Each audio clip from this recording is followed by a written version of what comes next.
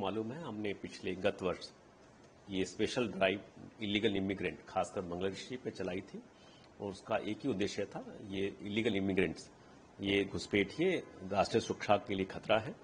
और कहीं ना कहीं काफ़ी देखा गया है, बहुत से क्रिमिनल केसेस में भी इनका इन्वॉल्वमेंट पाया गया है। तो सुरक्षा की दृष्टि से एक अभियान चलाया गया कि दिल्ली में इस प्रकार के इलीगल इमिग्रेंट, चाहे बांग्लादेशी हो या अदर कंट्रीज के हों,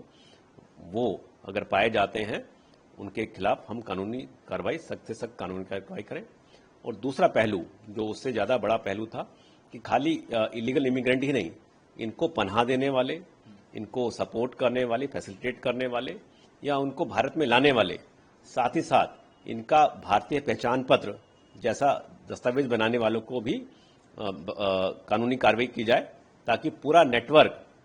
पूरा इकोसिस्टम इनका डिसमेंटल हो, ताकि नए लोग भारत में ऐसे घुसपैठ के तरीके से भारत में ना आए। मुझे बताते हुए खुशी हो रही है कि हम पिछले 6 महीनों में सदर्न रेंज ने, जिसमें साउथ और साउथ ईस्ट जिला शामिल है,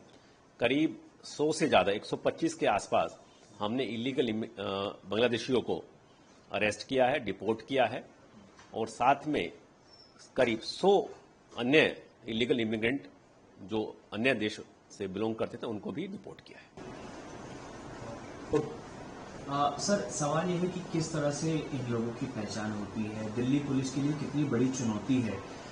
पता करना कि ये वाकई में बांग्लादेशी इलीगल इमिग्रेंट है, इनपुट्स कहाँ से मिलते हैं, इसके बारे में क्या? बांग्लादेशी के खासकर हमारे लिए चैलेंज रहता है, क्योंकि इनकी जो वेशभूषा होती है, बोलचाल होती है, काफ़ी एसिमिलेटेड होते हैं और ये शक्ल सूरत और कल्चरल एट्रीब्यूट्स इनके जो हमारे भारतीयों के होते हैं काफ़ी हद तक सेम ही रहते हैं और जनरली अपने आप को ये प्रिटेंड करते हैं बांग्लादेश, वेस्ट बंगाल या असम या उत्तर पूर्वी राज्यों का वहाँ होने का ये प्रिटेंड करते हैं। तो इस वजह से हमको इनको पहचानने में, और दूसरी बड़ा चैलेंज हमारे साथ रहता है कि ये अपना भारतीय पहचान पत्र जैसे आधार कार्ड या दूसरे दस्तावेज भी बनवा लेते हैं। तो भारतीय दस्तावेज प्लस इनकी जो बोलचाल की भाषा और शक्ल और सूरत ऐसी होती है कि इजीली हमारे परिप्रेक्ष्य में ये घुल मिल जाते हैं। बट जैसा कि हम इंटेलिजेंस नेटवर्क हमारा रहता है, कुछ इन्फॉर्मेशन रहती है, तो उनके थ्रू हमें कुछ जब सुराग मिलते हैं और जब इनके साथ हम इंटरोगेट करते हैं, एग्जामिनेशन करते हैं, तो हमें कुछ सूत्र मिलते हैं जो इनका कनेक्शन बांग्लादेश से स्टैब्लिश करते हैं। चाहे उनका वहाँ आपस में बात करना हो, चाहे वहाँ पे आना जाना हो, चाहे उनके जो कल्चरल डेज जो वहाँ सेलिब्रेट करते हैं उनके साथ इनका एसोसिएशन। तो ऐसे कई हमारे पास ऐसे बांग्लादेशी कनेक्शन को एस्टेब्लिश करने के कुछ टेल साइन मिल जाते हैं, जिससे हमें प्रूव कर पाते हैं कि ये बांग्लादेशी हैं और उसी आधार पर इनके खिलाफ लीगल कार्रवाई की जाती है और उनको डिपोर्ट किया जाता है। सर, ऐसे कौन थे? अब तक जो हमने इनको डिपोर्ट किया है, जिनसे पकड़े हैं और जिनसे बातचीत जो हुई है, उनसे ये मालूम चला है कि जनरली ये अनऑर्गेनाइज सेक्टर जिसमें लो वेजेस जो मिलते हैं, चाहे रैक पिकर वाला हो,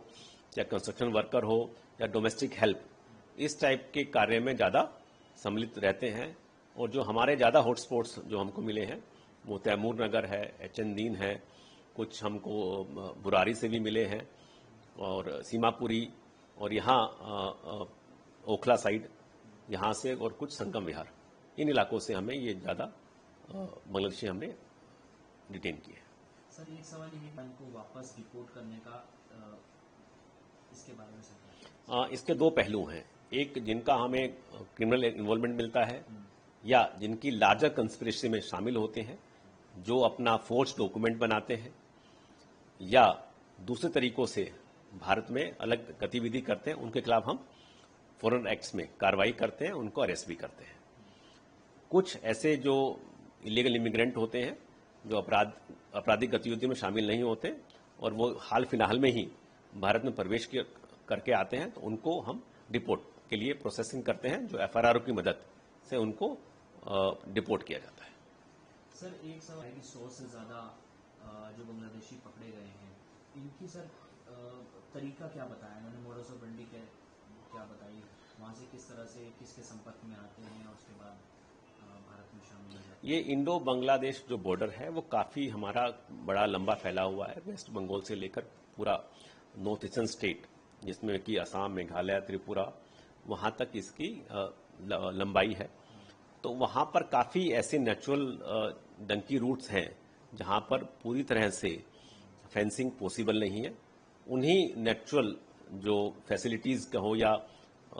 मदद मिल जाती है, लैंडस्केप जो हमारी ऐसी टेरेन, ज्योग्राफिकल टेरेन उनको कंड्यूसिव लगती है, उस टेरेन में छिप के डंकी रूट से ये लोग भारत में दो एक्सिस हैं, एक नॉर्थ ईस्टर्न बॉर्डर की तरफ से और दूसरा वेस्ट बंगाल बॉर्डर की तरफ से। तो उन बॉर्डर के से ये डंकी रूट से कुछ एजेंट्स हमने पकड़े हैं जो इनको भारत आने के बाद मदद करते हैं, लॉजिस्टिक प्रोवाइड करते हैं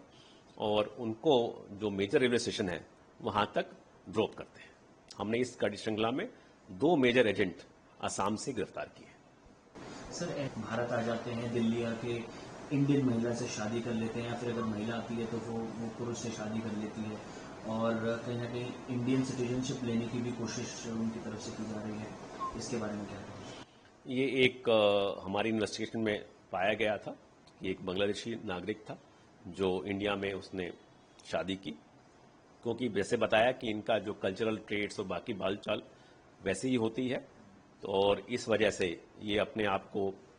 यहाँ का बता के धोखे से या कहो कि डिसेप्शन से शादी कर लेते हैं। तो एक केस हमारे सामने संज्ञान में आया है।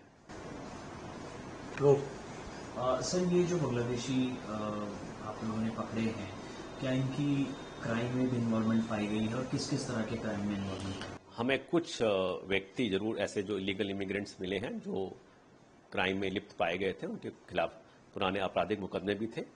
वो हमारे पास संज्ञान में जरूर हैं। उनको हमने गिरफ्तार भी किया है और वो अभी जेल में चल रहे हैं।